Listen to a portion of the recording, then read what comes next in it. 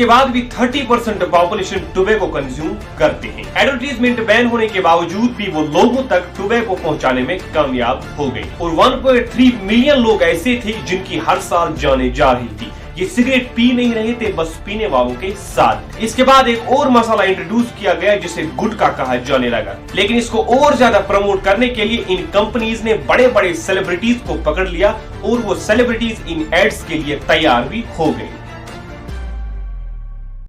देखिए, ये बात तो हम सभी को पता है कि टोबैको एक इंसान के लिए कितनी खतरनाक चीज है। हर साल 8 मिलियन से ज्यादा लोग अपनी जानें गंवा देते हैं इस टोबैको की वजह से।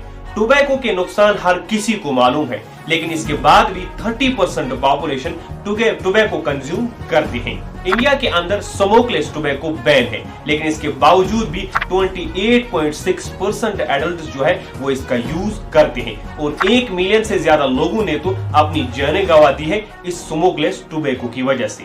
अब आप बोलोगे कि जो चीज ऑलरेडी बैन है वो लोगों तक पहुंच कैसे रही है, लेकिन ऐसा भी नहीं है कि ब्लैक मार्केट के जरिए पहुंच रही हो, बल्कि छोटी छोटी ट्रिक्स खेलकर प्लांट तरीके से ऊपर से लेकर नीचे तक लोगों की जानों को दांव पर लगाकर ये सारा खेल हो रहा है, जिसमें आपके फेवरेट एक्टर से लेकर पॉलिटिशियन तक सब शामिल है। टोबैको कोई जन्म से नहीं सीखता है, बल्कि लोग आसपास से ही सीखते हैं। अगर एक मासूम बच्चे को पता ही ना चले उसके फेवरेट एक्टर या सपोर्ट्स पर्सन से कि ये सारी चीजें भी एग्जिस्ट करती हैं, तो उसे इन चीजों की कभी आदत ही नहीं पड़ेगी। लेकिन अब आप बोलो कि आप कहना क्या चाह रहे हो, इनके एड्स तो ऑलरेडी टीवी पर बैन है। मैं कहना क्या चाहता हूँ ये आपको आज की इस वीडियो में समझ आएगा।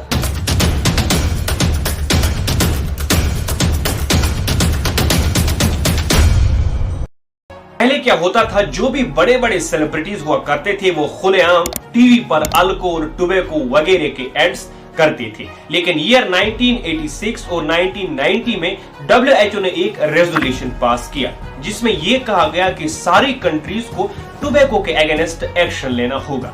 इसमें इंडिया ने भी साइन किया था और इसीलिए Indian cable television network act 1995 India लेकर आती है, जिसमें केबल टेलीविजन पर जो भी अल्कोहल, टोबैको वगैरह के एड्स हो रहे थे वो बैन हो गए। लेकिन इसके बाद भी छोटे छोटे तरीकों से इवेंट्स के जरिए एड्स चल रहे थे और लोग टोबैको को कंज्यूम कर रहे थे। उस टाइम की स्टडी के हिसाब से 1.3 मिलियन लोग ऐसे थे जिनकी हर साल जाने जा रही थी जो पेशू स्मोकर्स थे और 24 मिलियन लोग ऐसे थे जो डिसेबल हो गए थे। यहाँ पर ध्यान देने की बात यह है कि ये लोग सिगरेट पी नहीं रहे थे, बस पीने वालों के साथ थे, पेशू स्मोकर्स थे। इसको देखकर गवर्नमेंट को समझ आ गया कि एक्ट लाने से कुछ नहीं होगा, हमें और ज्यादा स्टेप्स लेने हो गए।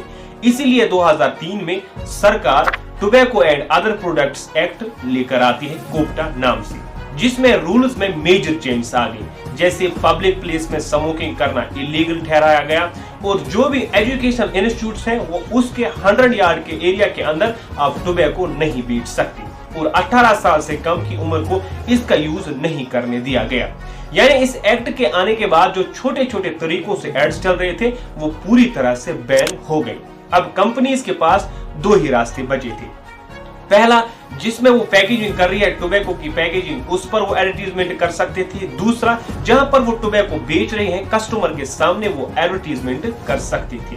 इसका मतलब ये हुआ कि इस एक्ट के आने के बाद कोई प्रोडक्ट बैन नहीं हुआ, बस इन एडवर्टीजमेंट में अलग अलग चेंजेस आ गई। लेकिन 2011 में एक प्रोडक्ट ऐसा था जो पूरी तरह से बैन हो गया। लेकिन ये बैन कैसे हुआ, इसको समझने के लिए हमें पान मसाला के स्ट्रक्चर को समझना पड़ेगा। देखिए, पान मसाला जो है वो इंडिया के कल्चर से बहुत पहले से जुड़ा है, लेकिन जब से टेक्नोलॉजी आई है इस पान मसाला को डिहाइड्रेट करके पैकेट्स में बेचा जाने लगा। इसके बाद एक और मसाला इंट्रोड्यूस हुआ जिसे गुटखा कहा जाने लगा। सिगरेट के मुकाबले ये ज्यादा खतरनाक था क्योंकि ये जो था ये डायरेक्ट मुंह में जा रहा था और जो कैंसर के सब्सटेंसेस थे वो डायरेक्ट पेट में जा रहे थे। इसको देखकर गवर्नमेंट समझ गई कि इसके लिए भी कोई एक्ट लाना पड़ेगा। इसीलिए गवर्नमेंट लेकर आती है federal food and safety act, जिसमें ये कहा गया कि किसी भी फूड आइटम में टोबैको का यूज नहीं किया जाएगा। यानी एक तरीके से गुटखे को बैन कर दिया गया क्योंकि पान मसाला FSSAI में एज ए फूड रजिस्टर्ड था, यानी उसको लाइसेंस भी एज ए फूड मिल गया था। तो आप पान मसाला तो बेच सकते थे लेकिन गुटखा बैन हो गया था। कहने का मतलब यह है कि 2011 में टोटल 24 स्टेट्स में और 3 यूनियन टेरिटरीज में गुटखा बैन हो गया। अब रूल तो इंडिया के अंदर आ गया था, लेकिन अगर मैं इन टोबैको कंपनीज का मार्केट अगर बता दूं 2022 का, तो वो टोटल था 43,410.2 करोड़ रुपीस।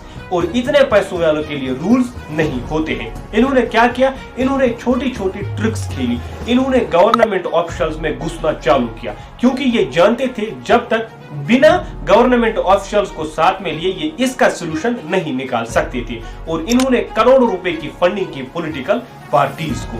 अब वापस आते हैं उस एक्ट पर। जब ये एक्ट इंडिया में आता है तो ये कुछ कंपनीज कोर्ट में जाती है केस करने के लिए, लेकिन जब वहां कुछ नहीं होता तो ये अलग सा तरीका निकाल लेते हैं अपने प्रोडक्ट को बेचने के लिए। अब इन्होंने क्या किया, इन्होंने पान मसाला और प्रोसी टोबैको का एक ट्विन पैक निकाला, यानी प्रोसी टोबैको अलग, पान मसाला अलग। अब जो पहले गुटखा या पान मसाला खरीदता था, अब वो टोबैको अलग खरीदेगा एक पैकेट और प्रोसी टोबैको का एक पैकेट अलग खरीदेगा और दोनों को मिलाकर वही गुटखा प्रोडक्ट बनाएगा जो ऑलरेडी बैन है। अब बाकी कंपनीज ने भी यही स्ट्रेटजी अपनाई और लोग इसका यूज करने लग गए, इसका कंज्यूम करने लग गए। अब इनके सामने बड़ी चुनौती थी, बेचने का तरीका तो ये ढूंढ लिए थे, लेकिन बड़ा चैलेंज जो था वो था एडवर्टाइज करने का, क्योंकि अल्कोहल, टोबैको वगैरह का एडवर्टाइज ऑलरेडी बैन था टीवी पर। तो ये लेकर आ गए सरोगेट एडवर्टाइजमेंट का कंसेप्ट, यानी जो ये अल्कोहल, टोबैको वगैरह था, इनकी पैकेजिंग, कलर, स्टाइल बदलकर और गुटखे की जगह इलायची लिख दिया और एडवर्टाइज करना शुरू कर दिया। अब ये इन एडवर्टाइजमेंट में दूसरा नाम देकर अपने मेन प्रोडक्ट को प्रमोट करती थी, लेकिन इसको और ज्यादा प्रमोट करने के लिए इन कंपनीज ने क्या किया, इन्होंने बड़े बड़े सेलिब्रिटीज को पकड़ना शुरू किया और मुंह मांगे पैसे दिए और वो एक्टर्स इन एडवर्टाइजमेंट के लिए तैयार भी हो गए।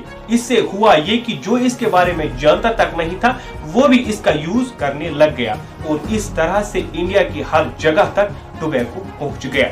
लेकिन आखिर में इतना ही कहूंगा कि अगर आप टोबैको का यूज कर रहे हैं तो आज से ही छोड़ दीजिए, क्योंकि टोबैको इंसानी सेहत के लिए बिल्कुल भी सही नहीं है।